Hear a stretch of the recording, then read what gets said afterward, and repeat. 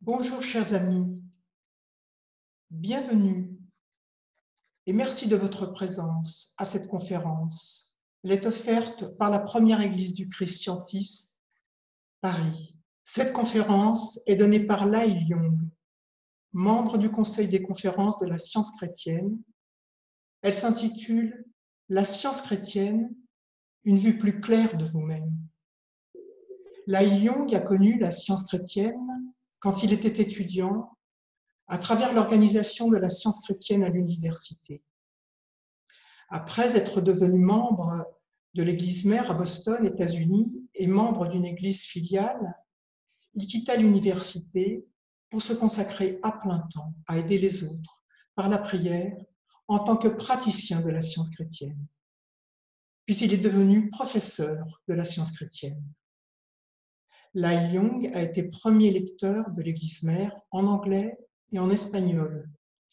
Il a été membre du conseil des directeurs de l'église mère et secrétaire de l'église mère. Lyle a écrit de nombreux articles dans les publications de la science chrétienne, y compris dans le Christian Science Monitor. Lyle a donné des conférences et des ateliers dans 34 pays différents. Il donne des conférences en anglais, français, espagnol, portugais et éventuellement en hollandais. La motivation de Lyle est son profond amour pour Dieu et pour des idées qu'il trouve dans la Bible et dans les écrits de Rebecca Reddy. Son amour pour l'humanité se traduit par un grand intérêt pour les cultures, les langues, l'histoire, les arts, le sport et l'environnement. Lyle vit à Ottawa, au Canada. Il s'est beaucoup occupé du Conseil interreligieux de l'Ontario pour les soins spirituels et religieux. Et pour cela, ils se sentent à l'aise avec les personnes de différentes expressions de foi, chrétiennes et autres. Merci beaucoup, Daniel. Et il me fait grand plaisir d'être avec vous aujourd'hui pour donner cette conférence. Merci beaucoup à chacun de vous pour votre participation. Et merci à la Première Église du Christ Scientiste à Paris pour la parrainer. Je vais certainement parler du COVID-19, mais avant, il y a plusieurs choses que je dois vous expliquer. Donc, s'il vous plaît, patientez. On va y arriver. C'est un thème très, très important. Même en dépit d'une pandémie, la vie est belle. Si nous pensons à une amitié joyeuse et durable, ou une merveilleuse journée en famille avec plusieurs générations autour de la même table, des paysages glorieux, un tableau qui capte la lumière fugace qui joue avec les eaux d'un lac scintillant, ou un poème qui, dans quelques mots seulement, communique une profonde inspiration. Mais la vie humaine n'est pas toujours quelque chose d'agréable. Je pense que je peux dire, sans me tromper, que nous connaissons tous la vie humaine et ses défis, ses frustrations, ses déceptions, ses conflits grands et petits, ses peurs et ses maladies, y compris ces maladies contagieuses.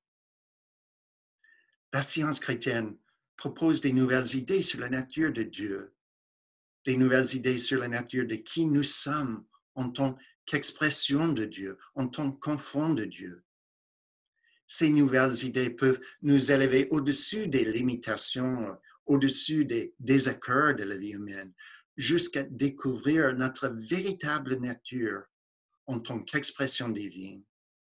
Découvrir qui nous sommes et découvrir comment nous sommes.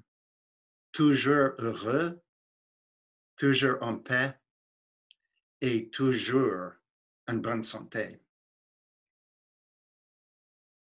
Mary Baker Eddy, la découvreuse de la science chrétienne, connaissait la vie humaine très bien.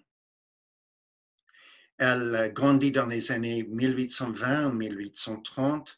Elle était la Benjamine dans une famille de 6 enfants, dans une ferme, dans l'État de New Hampshire, dans la région des États-Unis qui s'appelle la Nouvelle-Angleterre, où se trouve la ville de Boston. Quand elle était petite, elle aimait Dieu beaucoup et elle adorait sa famille. Puisqu'elle était souvent malade, elle ne pouvait pas fréquenter l'école avec régularité. Mais elle s'intéressait beaucoup à apprendre. Elle s'intéressait beaucoup au monde qui l'entourait. Elle était très encouragée dans ses études, surtout par son frère Albert qui était un lettré. Elle était très encouragée, surtout par sa mère, à mettre en pratique les enseignements de Jésus. À l'âge de 22 ans, Mary Baker s'est mariée avec George Glover, un entrepreneur. Et ensemble, ils ont déménagé à toute une autre région des États-Unis, en Caroline du Nord. Là, après 6 mois, et en dépit de leurs prières sincères, il est décédé de la fièvre jaune. Oui, une maladie contagieuse, la laissant seule et enceinte. Elle est retournée en New Hampshire, où elle habitait initialement chez ses parents et plus tard chez une de ses sœurs. Quand son enfant est né, elle le nomme George après le père. Il est très énergique. Et puisqu'elle est souvent malade, c'est difficile pour elle de s'occuper de lui. À un moment donné, le reste de la famille, inquiet au sujet de la santé de la mère et contre sa volonté, enlève l'enfant et le place dans une autre famille. Bien sûr, ça c'était difficile pour elle d'accepter. Et je crois que c'est une des raisons pour lesquelles elle voulait se remarier, pour former un cercle pour recevoir son enfant. Elle s'est mariée avec Daniel Patterson, un dentiste itinérant. Mais leur mariage n'est pas heureux. Lui, il ne gagne jamais assez d'argent pour qu'il puisse jouir de beaucoup de stabilité. Et envers la fin de leur mariage, il n'est plus fidèle à elle. Quoiqu'elle ait travaillé plus que 20 ans pour sauver le mariage, elle a terminé par divorcer. Et la famille avec laquelle le petit George habitait a déménagé à ce qui était considéré à l'époque the Far West, à l'État de Minnesota. Et là, l'enfant est informé que sa mère était décédée. Elle n'a rien entendu de lui pendant 5 ans.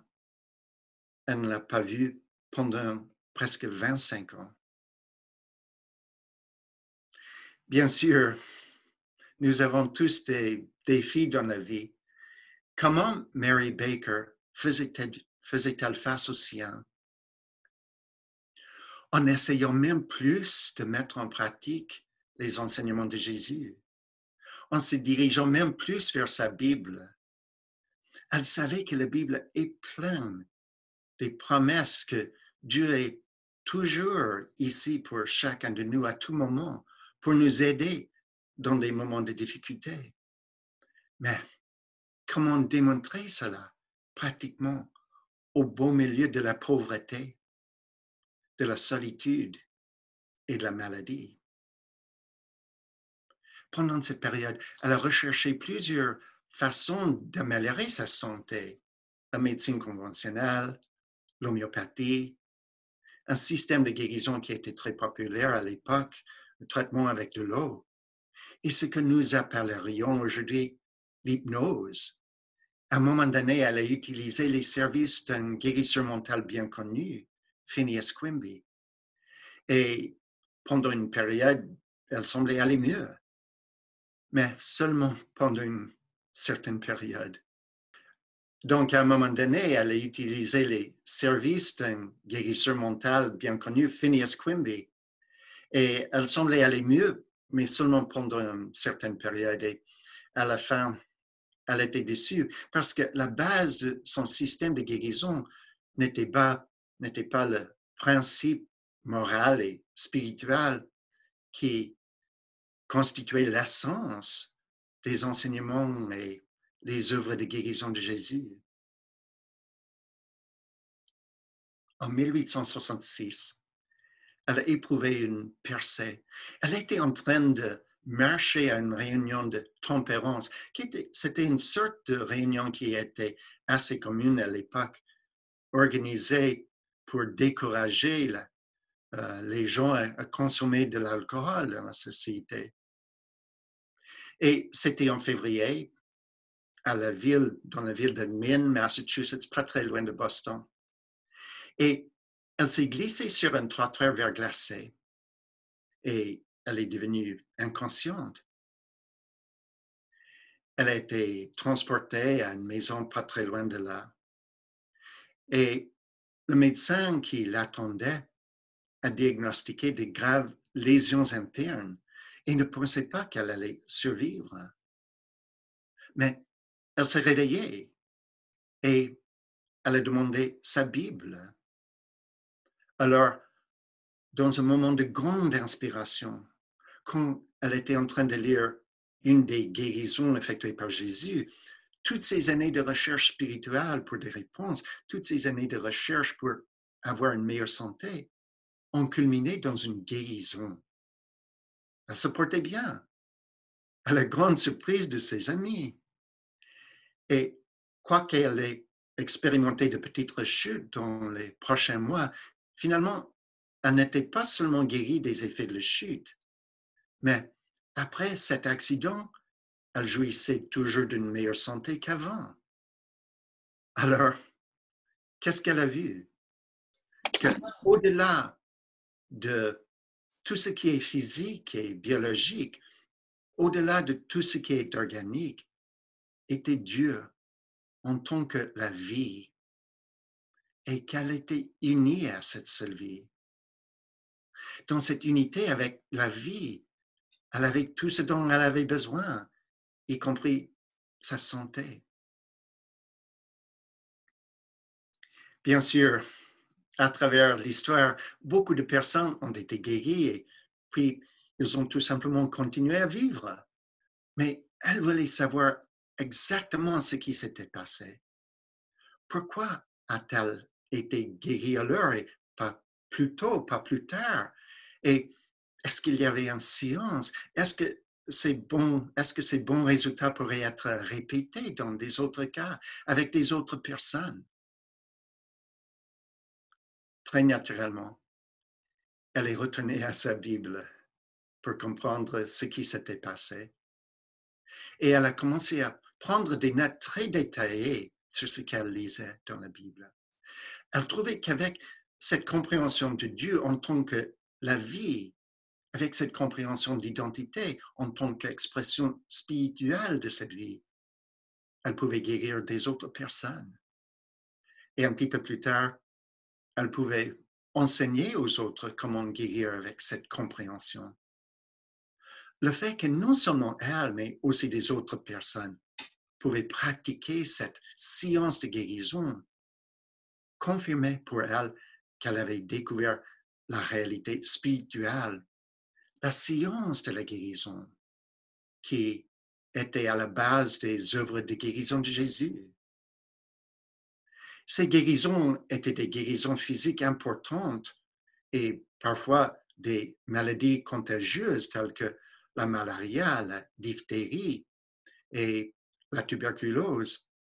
Mais aussi, il y avait un élément moral très important. Souvent, la personne se sentait élevée spirituellement. Souvent, la personne devenait une meilleure personne, moins égoïste. En 1875, elle a organisé toutes ses notes dans un livre. Et voici le livre, Science et santé, avec la clé des Écritures. Dans ce livre, l'auteur explique comment prier pour être protégé contre un virus si on a contacté contracté un virus, comment prier pour être guéri. Et même si en faisant votre devoir, vous vous êtes exposé, vous vous exposez à un virus, comment jouir de la protection. Mais avant de parler très spécifiquement de cela, je veux vous lire un passage qui est même plus fondamental. C'est un passage qui se trouve à la page 259 du livre. Voici le passage. La compréhension semblable à celle de Christ, de l'être scientifique et de la guérison divine, renferme un principe parfait, une idée parfaite, Dieu parfait et homme parfait, comme base de la pensée et de la démonstration. Elle ne voulait pas dire que les humains sont parfaits. Elle voulait dire qu'au-delà de tout ce qui est humain est la perfection de Dieu et que l'identité de chacun de nous, notre véritable identité éternelle, reflète la perfection de ce Dieu parfait. Un autre passage, celui-ci se trouve à la page 547. Chers lecteurs, vous pouvez prouver pour vous-même la science de la guérison et ainsi vous assurer si l'auteur vous a donné l'interprétation exacte de l'écriture. Une personne qui a fait cela précisément était Asa Gilbert Eddy. Et en 1877, ils se sont mariés. Et alors, Mary Baker est devenue Mary Baker Eddy. Parlons de démontrer cette science pour soi-même. Je vais vous raconter deux expériences personnelles. Une expérience dans le contexte du COVID-19, mais maintenant, je vais vous expliquer une expérience que j'ai eue il y a 15 années à peu près. J'ai commencé à éprouver des douleurs très aiguës au bas de l'abdomen. Et ces douleurs étaient vraiment des épisodes douloureux, des épisodes qui ont duré 2-3 heures. Bien sûr, j'ai commencé à prier avec ces idées que ma vie est Dieu, que ma vie est parfaite, que la volonté de Dieu, c'est toujours que je sois libre, libre de crainte, libre de douleur. Ces douleurs me faisaient penser à une expérience d'un membre de la famille des années avant, quand le membre de la famille avait été hospitalisé et traité pour des calculs biliaires. Pendant cette période, j'étais en train de servir l'Église et plus tard, je vais vous expliquer un petit peu sur l'Église de la science chrétienne. Et j'ai dû apparaître en public 6 fois par semaine pour parler. Mais j'ai trouvé que ces épisodes douloureux ne m'empêchaient pas de faire cela. J'ai éprouvé ces douleurs des autres heures, des autres jours de la semaine. J'étais très reconnaissant. Aussi, pendant cette période, je recevais des visites des membres de la famille et ces membres de la famille auront été très inquiets s'ils savaient que j'éprouvais de telles douleurs. Mais ils n'ont jamais appris. Parce que si j'étais avec eux et j'ai commencé à éprouver ces douleurs, j'ai pu m'excuser, j'ai pu me retirer pour prier. Je disais que j'avais du travail à faire, ce qui était souvent le cas de toute manière. Aussi, pendant cette période, je recevais de l'aide de 2 praticiens de la science chrétienne, initialement d'un et puis plus tard d'un autre. Un praticien de la science chrétienne, c'est quelqu'un qui donne tout son temps à aider aux autres par biais de la prière. Ces praticiens priaient pour moi. Nous avons parlé des idées de la Bible et de sciences et santé. Ils m'ont beaucoup aidé. Ces épisodes ont arrêté après à peu près 2-3 semaines, mais elles sont revenues à peu près 5 mois plus tard. Mais cette fois, j'étais vraiment prêt à en faire face avec autorité, avec conviction, avec la vérité de ma perfection en tant qu'expression de Dieu. Et ces épisodes ont totalement arrêté. Ça fait maintenant à peu près 15 années. Une telle guérison a comme base un sens plus élevé de l'identité. Une telle guérison a comme base un sens plus élevé de qui est Dieu. Alors, qui est Dieu? La science chrétienne enseigne qu'il ou qu'elle, au lieu d'être une chose parmi plusieurs choses dans l'univers, au lieu d'être une entité parmi plusieurs entités dans l'univers, qu'en réalité, Dieu est tout. Mais comment c'est possible que Dieu soit tout si nous vivons dans un monde composé de choses? Mary Baker Eddy a trouvé dans les Écritures un sens de Dieu en tant qu'amour infini, sans opposé, la seule substance de l'univers, la seule vie de l'univers, le seul entendement, la seule intelligence, et que cela constituait la base des enseignements de Jésus et les œuvres de guérison de Jésus. Bien sûr, on peut lire dans la première épître de Jean que Dieu est amour. Et aussi dans l'évangile selon Saint Luc, on peut lire ce qui est appelé parfois la perle des paraboles, la parabole de l'enfant prodigue ou du fils prodigue.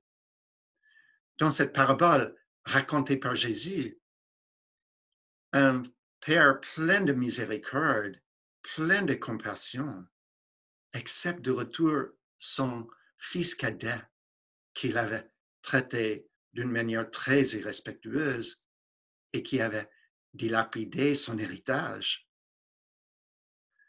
Quand le fils se rend compte qu'il n'a ni argent ni quoi à manger, il décide de rentrer chez son père. Mais il doute qu'il soit accepté en tant que fils. Il espère peut-être que le père va l'accepter en tant que serviteur. De cette manière, il va avoir au moins quelque chose à manger.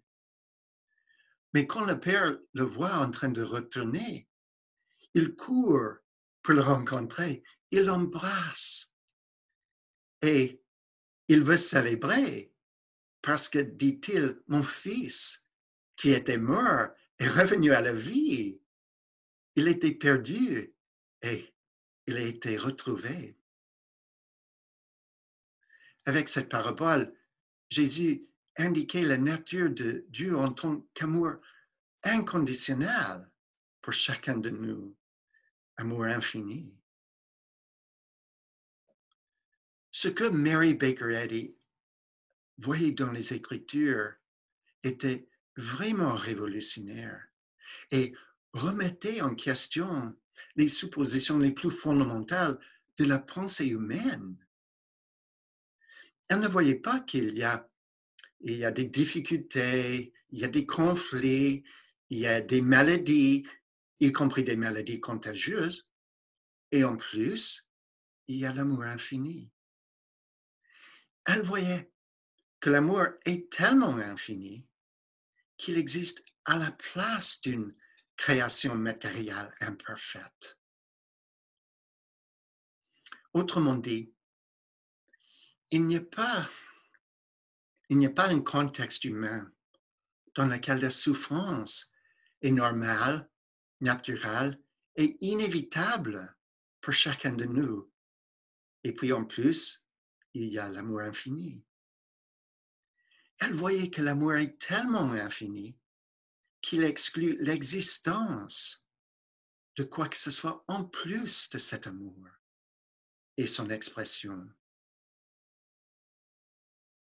Bien sûr, avec cette idée de Dieu en tant qu'amour infini, la seule substance, la seule vie de l'univers, il nous faut repenser la nature de l'identité. Normalement, les gens pensent que nous sommes des êtres physiques en train d'évoluer physiquement dans un univers qui lui-même est physique et en train d'évoluer.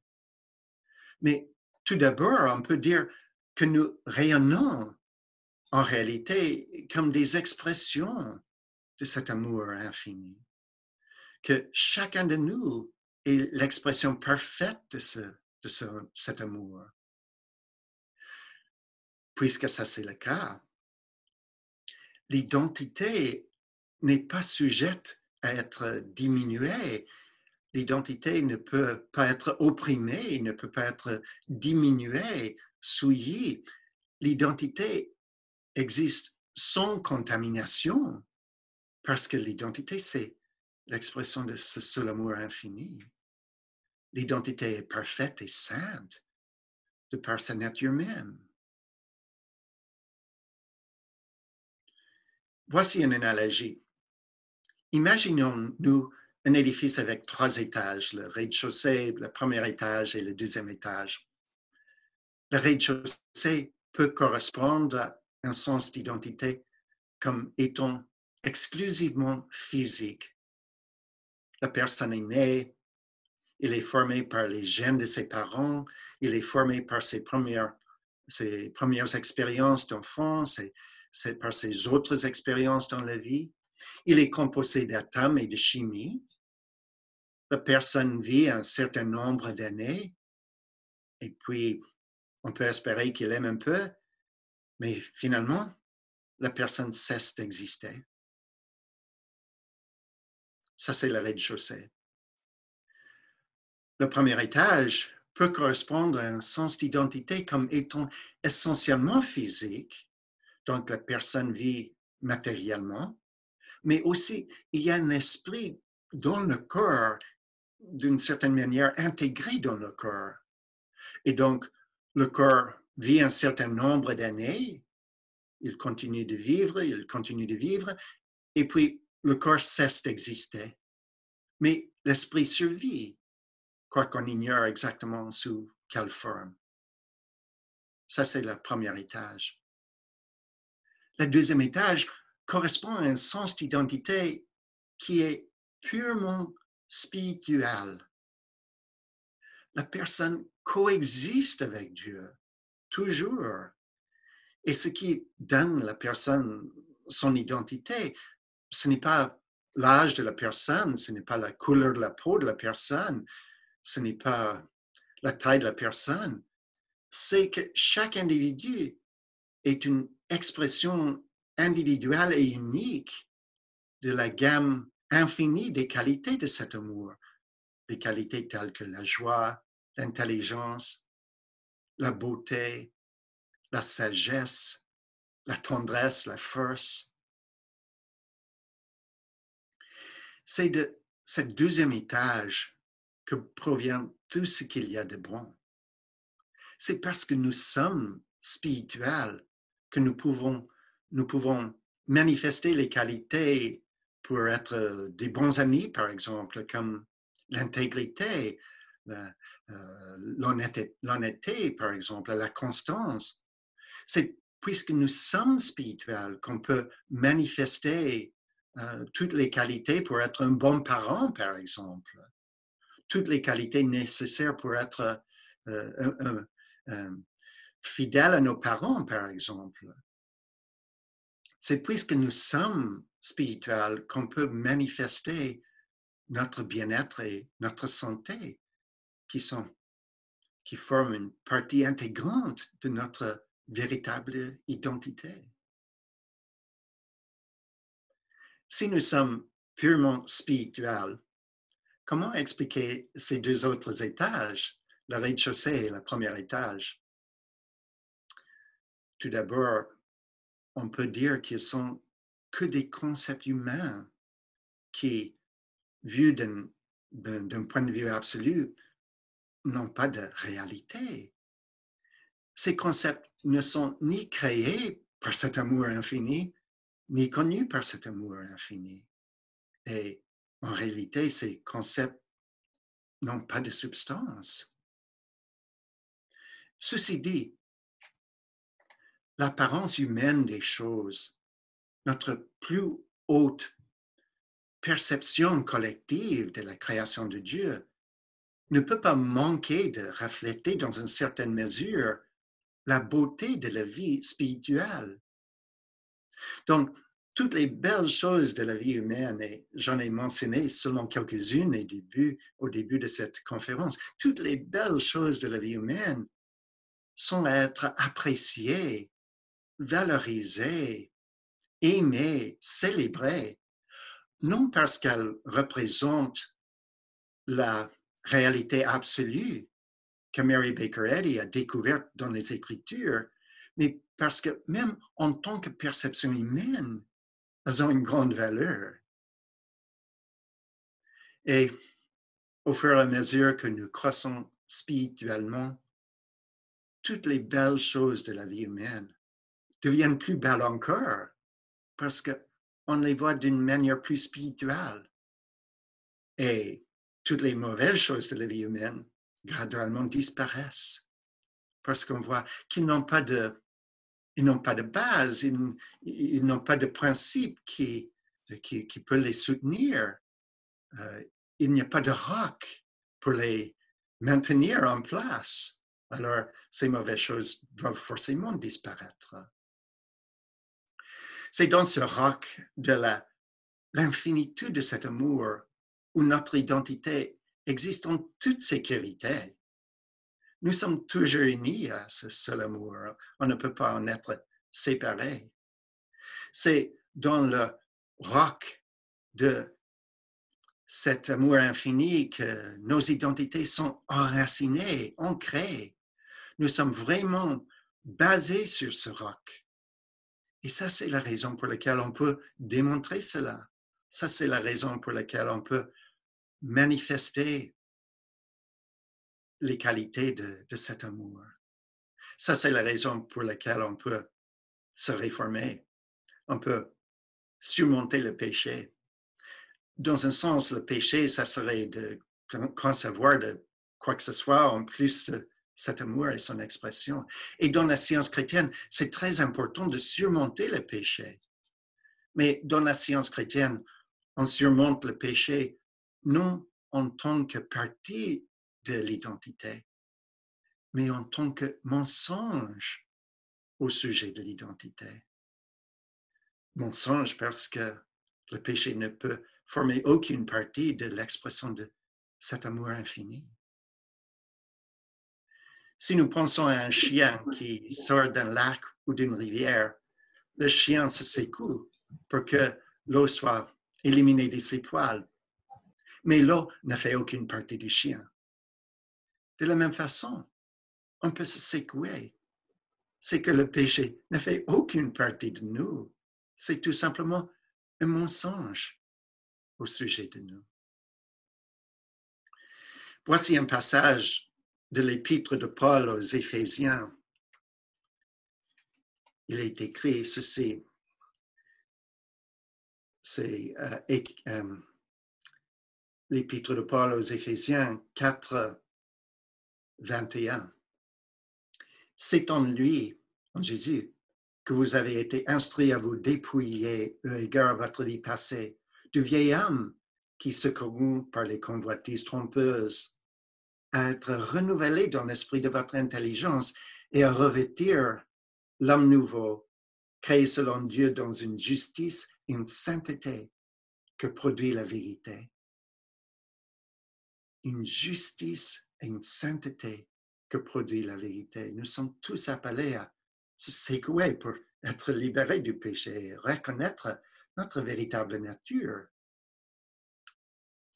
La personne qui a mieux manifesté cette justice et sainteté que produit la vérité était Jésus. Jésus aimait Dieu tellement, il voulait toujours obéir à Dieu, il reconnaissait toujours son unité avec Dieu, il reconnaissait toujours la volonté de Dieu et que cette volonté est toujours harmonieuse. Quand nous lisons les évangiles, on peut lire que c'était cet amour que Jésus avait pour Dieu qui lui permettait d'aider des autres personnes, d'aider les autres personnes. il guérissait beaucoup de personnes et aussi il réformait beaucoup de personnes. C'est qu'il voyait l'identité à la lumière de l'infinitude de l'amour divin. Il voyait la perfection innée et intacte de chaque individu. C'était cette façon de voir qui lui donnait la capacité de toucher le lépreux. Il n'en avait pas peur pour le guérir. C'était cette perception des choses qui lui a donné la capacité d'apporter non seulement la guérison, mais aussi la réforme. Jésus a manifesté parfaitement bien le Christ, la véritable idée de Dieu en tant qu'amour infini. Mais le Christ, la véritable idée de Dieu en tant qu'amour infini, existait avant Jésus. Et Jésus a manifesté parfaitement bien le Christ, mais le Christ existe ici avec chacun de nous, à tout moment. C'est le Christ qui nous pousse à se réformer, à être de meilleures personnes. C'est le Christ qui nous éveille à notre perfection que nous avons puisque nous sommes les enfants de Dieu. C'est le Christ qui nous guérit. Ça, c'était l'expérience d'une amie. L'année était 1984. Mon amie était à l'hôpital. Elle venait de subir une opération et les médecins ont dit après l'opération que malheureusement, elle avait plusieurs tumeurs au niveau de l'abdomen. Ces médecins ne savaient pas exactement quoi recommander en termes de traitement. Ils pensaient peut-être une autre opération exploratoire et après cela, peut-être une chimiothérapie, mais ils n'avaient pas beaucoup d'espoir qu'elle survive. Mais donc, mon amie était à l'hôpital, mais elle ne recevait aucun traitement médical. Ce qu'elle faisait, elle lisait la Bible et elle étudiait sciences et santé. Aussi, elle recevait de l'aide d'un praticien de la science chrétienne. Ensemble, ils priaient pour voir que sa perfection était toujours intacte, qu'il n'y avait rien qui pourrait miner sa santé, qui pourrait prendre et qui pourrait le priver de cette perfection. Et elle ne pourrait pas être privée de cette perfection. Son mari, qui était extrêmement gentil, voulait vraiment qu'elle subisse cette opération. Alors, elle a décidé de la faire. Mais cette fois, les médecins n'ont rien trouvé. Ils n'ont trouvé ni une tumeur. Et ses paroles, elle après, étaient que elle était, she was as clean as a baby. Elle était aussi propre qu'un bébé, il disait. Cette guérison s'est produite en 84. Mon amie est très active dans son église. Elle est très active dans sa famille. Elle a un beau cercle d'amis. Vous pouvez vous imaginer sa gratitude. Penser de cette façon exige parfois beaucoup de discipline intérieure. Peut-être que vous avez un voisin qui se fâche contre vous et vous n'avez aucune idée pourquoi. Cela exige une certaine discipline pour ne pas réagir, mais de tourner vers Dieu pour savoir comment prier et comment réconcilier avec le voisin. Ou peut-être qu'il y a un membre de la famille qui, depuis des décennies, a un comportement qui fasse que c'est très difficile pour le reste de la famille. Cela exige beaucoup de discipline intérieure pour continuer à voir la perfection de la personne à la lumière de la perfection de Dieu, pour l'encourager à se réformer et arrêter ce comportement tellement problématique. Mais je peux vous dire que ça vaut vraiment le coup de penser de cette façon. J'ai vu que cette façon de penser a apporté des guérisons au quartier, beaucoup de familles. J'ai vu cela tellement de fois.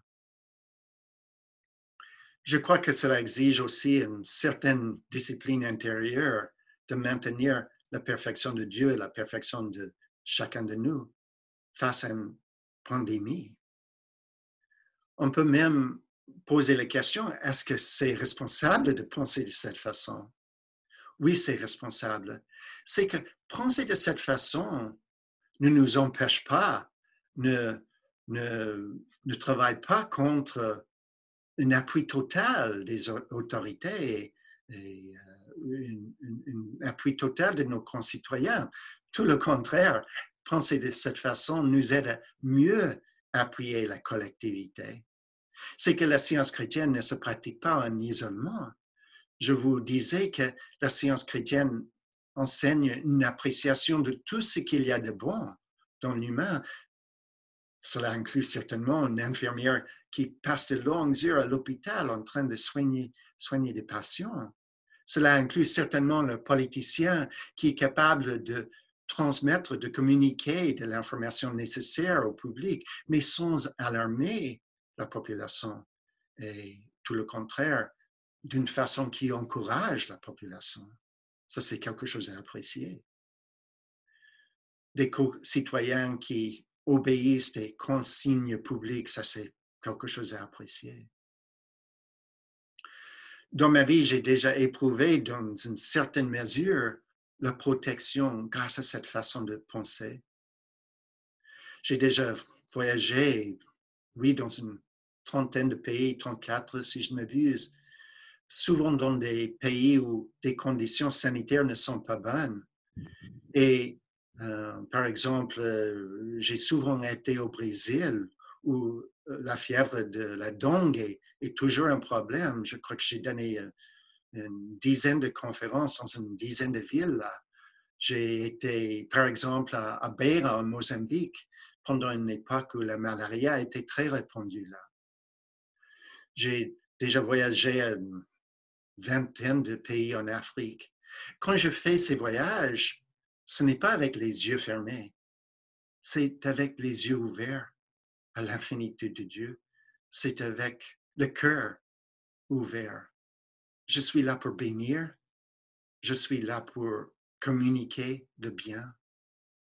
Et ce que j'ai éprouvé, au moins dans une certaine mesure, c'est qu'il y a une protection dans cette façon de penser.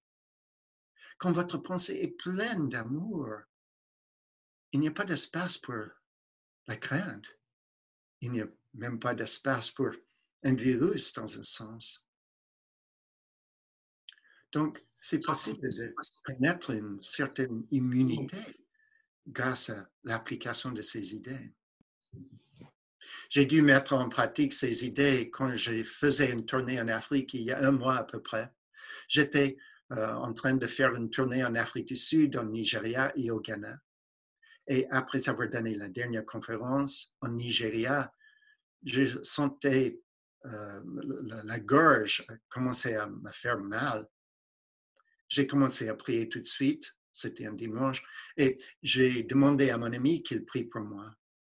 Et puis, plus tard, ce soir, encore c'était dimanche, j'ai reçu une communication de membres de la famille en me disant que le gouvernement canadien voulait que tous les Canadiens reviennent au pays aussi vite que possible parce qu'il y avait une inquiétude que les compagnies aériennes allaient cesser de fonctionner.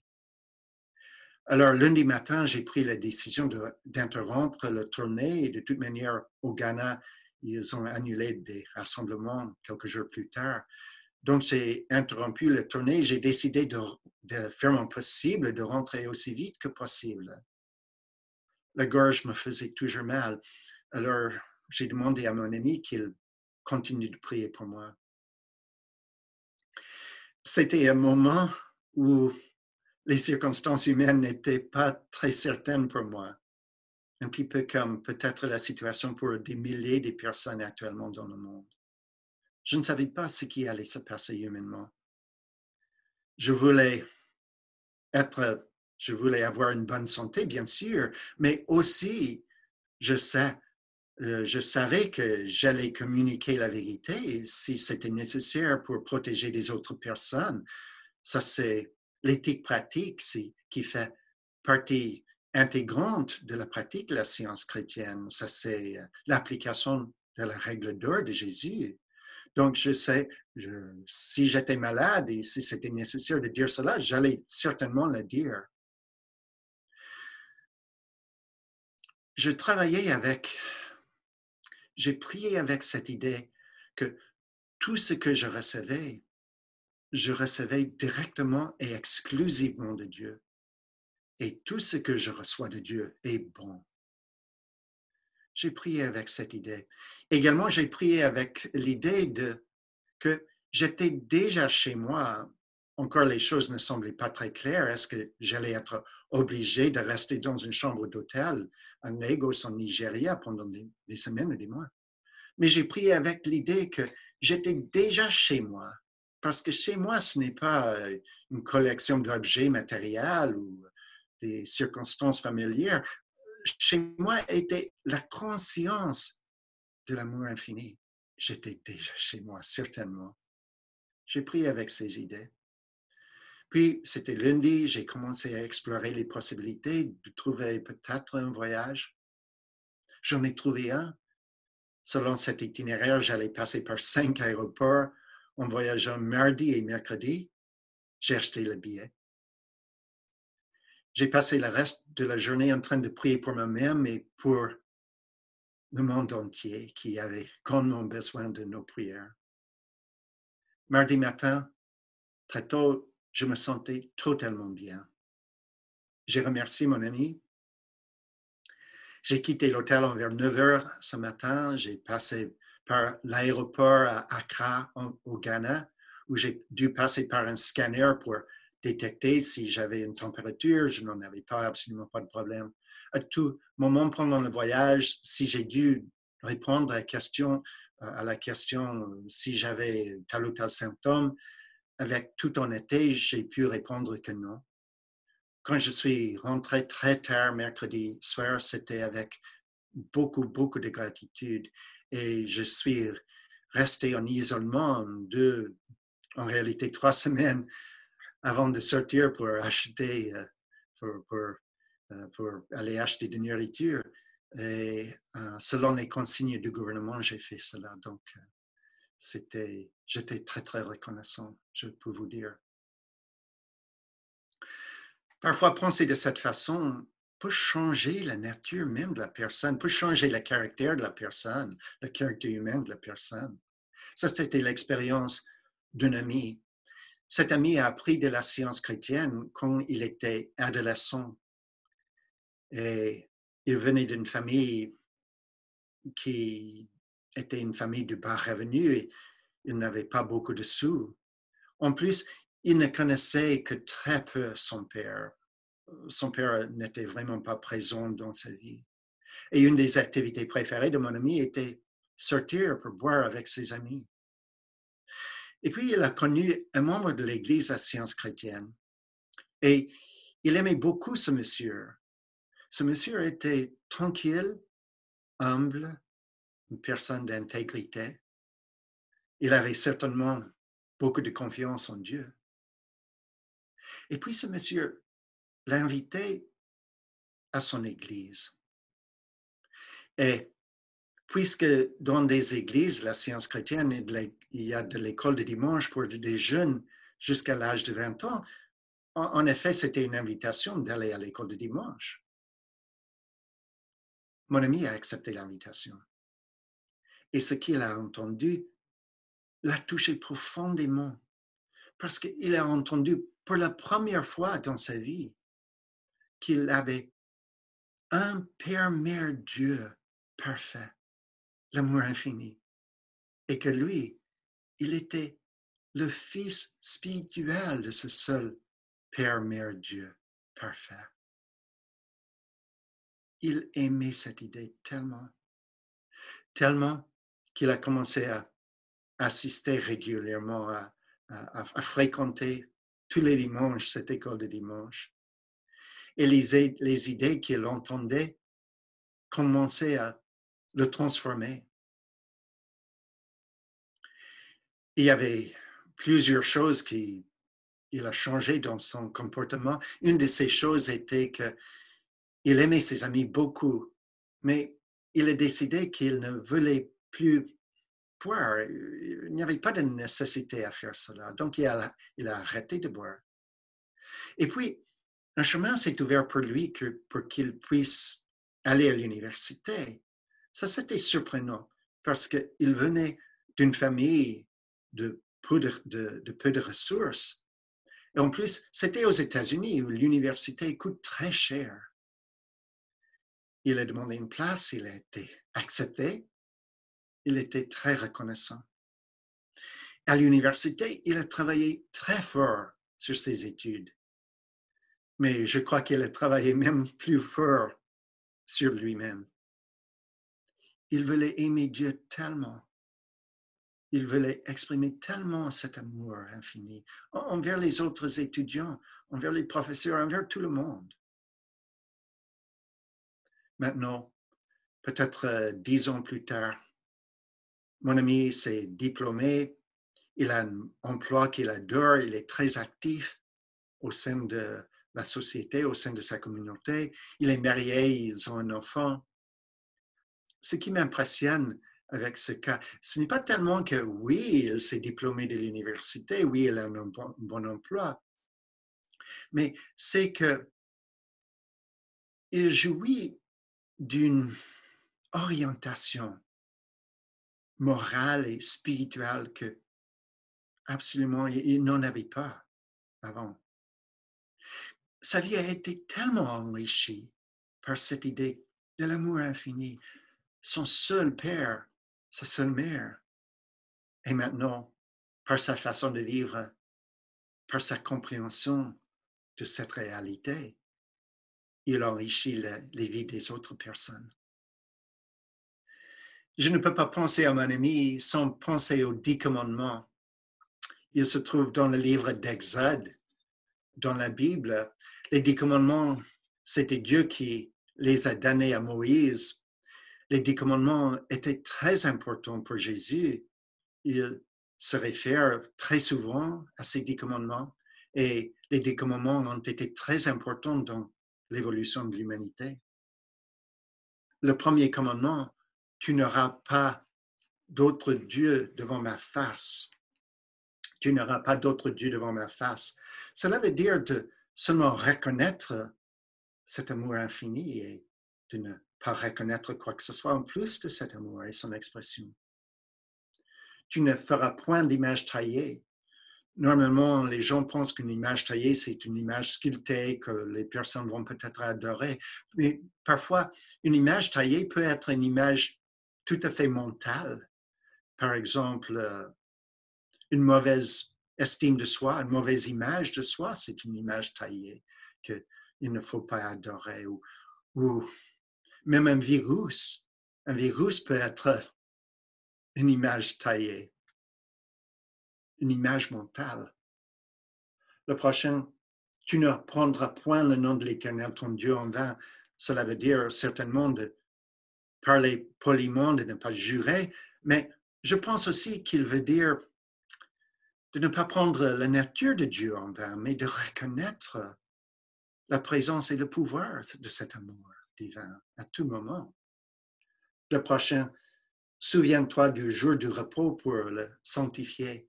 J'aime beaucoup aller à l'église, j'aime cela beaucoup, et c'est très important. Mais aussi pour moi, ce commandement veut dire de reconnaître ma propre sainteté tous les jours de la semaine et reconnaître la sainteté de tous les enfants de Dieu qui m'entourent. Le prochain, honore ton père et ta mère. Cela a du bon sens de reconnaître toutes les belles qualités chez un parent, de la même façon qu'on reconnaît toutes les belles qualités chez tout le monde qui nous entoure. Le prochain, tu ne tueras point, évidemment très important, littéralement, mais parfois les gens tuent la joie de l'autre personne en entretenant une image limitée de l'autre personne, par exemple, en imposant des limitations sur la personne, ce que l'autre personne peut faire. Ça, c'est une façon de tuer dans un sens. Tu ne commettras point d'adultère. Cela veut dire certainement d'être fidèle dans ton mariage. Cela veut dire avoir toujours des pensées pures et des pensées toujours qui viennent de Dieu, n'est-ce pas? Mais je pense aussi que pour moi, cela veut dire d'être une personne fiable aussi. Quand tu dis que tu vas faire quelque chose, tu le fais, par exemple. Le prochain, tu ne déroberas point. Au fur et à mesure que nos yeux sont ouverts au fait que nous sommes les reflets de Dieu, il n'y a pas besoin de voler quoi que ce soit. Nous avons tout le bien parce que nous sommes les enfants de Dieu. Tu ne porteras point de faux témoignages contre ton prochain. Cela veut dire de ne pas proférer des mensonges, mais de dire la vérité toujours. Dans la science chrétienne, la vérité est un synonyme de Dieu. Donc, c'est très important de dire toujours la vérité, très important d'être une personne intègre. Le prochain commandement, le dernier, tu ne convoiteras point. Cela veut dire de ne pas désirer ce que l'autre personne en pensant que moi, je ne l'ai pas. Mais encore, au fur et à mesure que nous reconnaissons que nous avons tout le bien à cause de l'infinité de Dieu, nous reconnaissons que nous avons, il n'y a pas besoin de convoiter. Une des raisons pour lesquelles les 10 commandements ont été tellement importants dans l'évolution de l'humanité, ce n'est pas qu'ils sont tout simplement une liste des choses qu'on doit faire, une liste des choses qu'on ne doit pas faire, mais je crois que les 10 commandements nous définissent l'identité. C'est que, par exemple, la fille de Dieu n'entretient jamais un sens limité de soi-même, mais elle est persuadée qu'elle peut tout faire pour la gloire de Dieu. Ou le Fils de Dieu ne veut pas voler parce que, encore, elle reconnaît qu'il a tout bien. Le petit garçon de 5 ans, je suis persuadé, veut dire la vérité parce que c'est normal, c'est sa nature. Donc, tout cela décrit, les 10 commandements décrivent notre nature. Donc, les 10 commandements ne nous jugent pas, les 10 commandements ne nous condamnent pas, mais tout le contraire. Dans un sens, ils nous appuient dans notre démonstration de notre véritable identité. Parlons d'avoir tout ce dont on a besoin à tout moment. Voici l'expérience d'une amie. Cette amie a accepté un emploi, mais quelques 2-3 années plus tard, l'institution a changé. Il y avait une restructuration et son emploi n'existait pas. Alors, il était sans emploi, mais il avait bien une hypothèque, une épouse, des enfants. Il a commencé à prier. Mais il n'a pas commencé avec un manque. Il n'a pas commencé avec ce qu'il n'avait pas. Il a commencé avec ce qu'il comprenait de la nature de Dieu. C'est de cette façon que nous prions dans la science chrétienne. Il a commencé avec une compréhension de Dieu. Il pensait à combien Dieu l'aimait. Il pensait à comment Dieu était toujours là pour lui, en train de l'aimer dans toutes ses démarches. Il pensait à combien Dieu aimait son épouse et chacun de ses précieux enfants. Et puis, il avait l'idée que ça serait impossible que cet amour divin ne réponde pas à leurs besoins, parce que cet amour est tellement infini, tellement constant. Donc, il est arrivé à avoir une grande paix. Un petit peu plus tard, quelqu'un s'est mis en contact avec lui pour lui offrir un emploi. Cet emploi allait exiger beaucoup de lui, mais il avait beaucoup de confiance qu'il pourrait le faire avec l'aide de Dieu, avec l'aide de l'amour divin. Il a accepté l'emploi. Ça fait maintenant à peu près 6 ans. Il a été tellement béni, lui et sa famille ont été tellement bénis par cet emploi. Et l'organisation du travail aussi a été tellement bénie. Tout cela confirmait pour elle, tout cela confirmait pour lui que vraiment Dieu est ici pour nous, l'amour divin est ici pour nous, chacun de nous à tout moment. Est-ce que la science chrétienne guérit toujours? Bonne question. Mary Baker Eddy l'a découverte en 1866. Depuis alors, les personnes qui pratiquent cette science ont dû faire face à pratiquement les mêmes maladies que le reste de l'humanité. Parfois, ils ont été guéris immédiatement, parfois non. Mais en général, le bilan de la guérison par la science chrétienne est très fort. Mary Baker Eddy a fondé l'Église de la science chrétienne et elle a servi comme pasteur et plus tard comme pasteur émérite. Elle a également fondé des revues de la science chrétienne. L'hebdomadaire Les Héros de la science chrétienne, un autre hebdomadaire, The Christian Science Journal, et aussi The Christian Science Sentinel, qui est plutôt The Christian Science Journal est mensuel, The Christian Science, Les Héros de la science chrétienne est mensuel, et The Christian Science Sentinel est l'hebdomadaire. Donc, chaque numéro de toutes ces revues, depuis bien plus qu'un siècle, sont publiés des témoignages vérifiés, témoignages de guérison vérifiés. Maintenant, comme je disais, ça fait plus que 100 ans, des guérisons des cancers, du sida, de la cécité, guérison de problèmes mentaux tels que Alzheimer's ou de la toxicomanie, guérison aussi jusqu'à des os fracturés. Dans tous ces cas, c'est l'application de la science chrétienne qui a effectué ces guérisons. Et on peut estimer qu'il y a quelques 65 000 guérisons qui ont été publiées.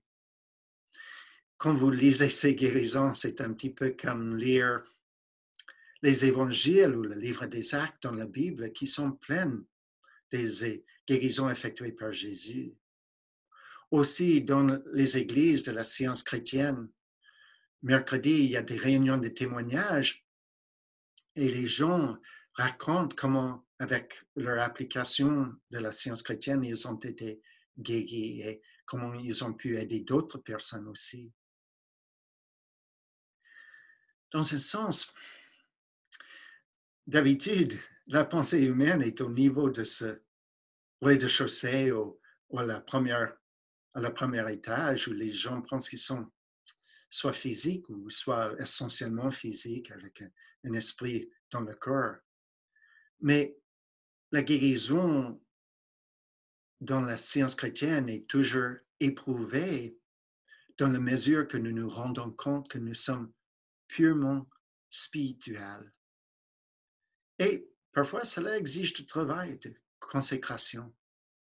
Mais voici la discipline. Voici la joyeuse discipline de suivre le Maître, de suivre l'exemple parfait de Jésus.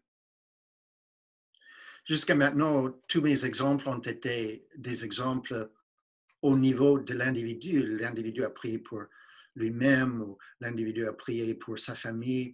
Mais je voulais donner un exemple de comment prier pour la collectivité, pour que vous puissiez avoir beaucoup de confiance. Si c'est prier pour votre quartier, si c'est prier pour une pandémie, pour ce COVID-19, si c'est prier pour l'unité au sein de la société de votre pays, par exemple, ou pour prier pour des changements climatiques. Comment prier pour la collectivité? Voici l'expérience de notre ami. Cet ami était dans un pays en train de se développer et il a accepté un emploi comme le directeur financier d'une grande institution gouvernementale, une institution gouvernementale qui employait à peu près 1400 personnes. après seulement 3 mois, il s'est rendu compte que le vol était une pratique très commune, le vol. Les employés commettaient les vols. Et donc, il y avait beaucoup de corruption. Ce vol prenait plusieurs formes. Les gens manipulaient le système informatique avec la complicité des caissiers pour voler de l'argent. Ou aussi, parfois, il y avait l'émission de faux reçus. Il y avait aussi, tout simplement, les gens volaient du matériel. Mon ami voulait que l'institution serve bien à ses clients. Il voulait que l'institution soit transparente et que les normes de la comptabilité, les normes internationales de la comptabilité soient respectées. Il a commencé à travailler pour effectuer un changement. Il a prié pour voir tous les employés comme parfaits, créés à l'image et à la ressemblance de Dieu. Il a prié pour savoir et pour voir que tout employé était l'expression de l'honnêteté et d'intégrité. Aussi, il a pris plusieurs pas humains. Il a modernisé le système de comptabilité. Il a également commencé un système de vérification interne. Il a établi un système de vérification interne. Il a amélioré le système d'inventaire et aussi il a commencé à élever les salaires. Mais surtout, il a prié. Malheureusement, les employés ont beaucoup résisté. Il semblait qu'ils ne voulaient pas voir ces changements effectués. Mais mon ami n'était pas découragé. Cette résistance a pris plusieurs formes. D'abord, un groupe d'employés a rédigé un faux rapport au sujet de mon ami et ils ont envoyé ce rapport à son supérieur et au ministre des Finances de son pays. Toutes les allégations ont été considérées, mais il n'y avait aucune vérité dans ces allégations. Après cela, et mon ami a continué de prier, après cela, un collègue de mon ami a dit qu'il avait entendu une conversation entre deux autres employés. Et ces deux autres employés disaient que vraiment la seule façon d'empêcher ces réformes, la seule façon serait de pratiquer la sorcellerie et d'éliminer mon ami en utilisant la sorcellerie. Je peux vous dire que dans plusieurs cultures dans le monde, la sorcellerie, c'est une manière d'essayer de manipuler l'autre personne. Mais je ne sais pas en France, mais au Canada, nous avons des autres façons d'essayer de manipuler les gens. Par exemple, ça peut être parfois la politique du bureau peut être brutale ou par les campagnes de désinformation. Donc, chaque culture a ses propres façons d'essayer de contrôler l'autre personne. Dans cette culture, c'était de la sorcellerie. Mais mon ami n'a pas été impressionné. Il a continué de prier.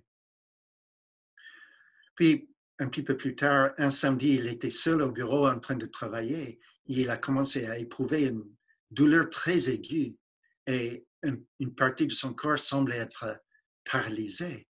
Mais il a reconnu immédiatement que c'était la résistance impersonnelle. Spécifiquement, il a prié avec ce passage de Science et Santé. De la page 192. Votre influence pour le bien dépend du poids que vous mettez du bon côté de la balance. Le bien que vous faites et qui s'exprime en vous vous donne le seul pouvoir que l'on puisse obtenir. Il savait que sa motivation était de bénir, que ces réformes allaient bénir tous les employés, tous les clients, tout le monde. Il a continué de prier et il a été libéré de ses douleurs et de cette paralysie. Maintenant, l'administration lui avait assigné 2 hommes de sécurité qui étaient là pour le protéger. Mon ami n'était pas impressionné, il a continué de prier. Et puis, une chose merveilleuse s'est passée. Ses collègues au même niveau de lui dans l'administration ont commencé à vraiment appuyer ces réformes. Et un petit peu plus tard, tous les employés faisaient la même chose. Mon ami savait que c'était le cas parce qu'il il a pu le voir dans les livres comptables. C'était une grande victoire pour cette institution dans un pays où souvent la corruption est un problème. C'était vraiment une grande victoire. Et pour mon ami aussi, bien sûr. Je vous raconte cette expérience pour que vous puissiez avoir beaucoup de confiance dans vos prières, pour vos quartiers, pour vos familles. Mon ami ne disait jamais, ah, je suis une seule personne et il y a 1400 autres personnes. Mes prières ne vont pas avoir un effet. Mais c'était sa façon de vivre en conformité avec nos prières, avec ses prières qui faisait que ces prières avaient une efficacité. Quand nous prions pour nos politiciens, pour qu'ils soient intègres, honnêtes, des vrais serviteurs du public, c'est notre façon de vivre l'intégrité, l'honnêteté nous-mêmes qui fasse que nos prières ont effet, n'est-ce pas? Je voulais vous lire un autre et dernier passage de ce livre Science et Santé. C'est un passage qui est lu envers la fin de tous les cultes dimanche dans les églises de la science chrétienne. C'est la dernière chose qui est lue à la fin de la session d'école dimanche. Et le passage est constitué de plusieurs phrases qui aboutissent à un énoncé très fort sur l'identité. Et l'écrivain utilise le mot âme ici pour indiquer l'âme et la femme dans leur véritable identité en tant qu'enfant de Dieu. Voici le passage de la page 468. Il n'y a ni vie, ni vérité, ni intelligence dans la substance, ni intelligence, ni substance dans la matière. Tout est entendement infini et sa manifestation infinie, car Dieu est tout en tout. L'esprit est la vérité immortelle. La matière est l'erreur mortelle. L'esprit est le réel et l'éternel. La matière est l'irréel et le temporel. L'esprit est Dieu et l'homme est son image et sa ressemblance. Donc, l'homme n'est pas matériel, il est spirituel. Pour résumer, je vous ai donné de l'information au sujet de Mary Baker Eddy, la découvreuse de la science chrétienne, comment elle a trouvé dans les Écritures un sens d'amour, un sens de Dieu en tant qu'amour infini, sans opposer la seule vie, la seule intelligence, le seul entendement de l'univers. Elle a trouvé également un sens de chacun de nous en tant qu'expression spirituelle de cette seule vie, toujours unie à cet amour. Elle a trouvé que cette réalité absolue, ne tourne jamais le dos sur l'humain, mais cette réalité absolue vient à chacun de nous, là où nous sommes humainement, pour nous consoler, pour nous encourager, pour nous réformer, pour nous guérir, pour nous racheter, pour racheter toute l'humanité. Je vous disais qu'on doit avoir beaucoup de confiance quand nous prions, soit pour COVID-19, soit pour nos familles, pour nos aînés, pour tout le monde, on doit avoir beaucoup de confiance. Parce que la base de nos prières, c'est cet amour infini qui remplit tout l'espace. Je voulais vous recommander une étude profonde de la Bible pour mieux comprendre votre identité spirituelle. Et je voulais vous recommander une étude profonde de Science et Santé avec la clé des Écritures par Mary Baker Eddy pour mieux comprendre le message pratique et spirituel de la Bible. Je voulais remercier la première Église du Christ scientiste à Paris pour avoir parrainé cette conférence. Et sur le site web de cette Église, on va pouvoir trouver un lien et comme ça, on va pouvoir regarder encore cette conférence si vous voulez ou recommander cette conférence à vos amis. Dernièrement, je voulais remercier chacun de vous pour votre gentille attention. Au revoir.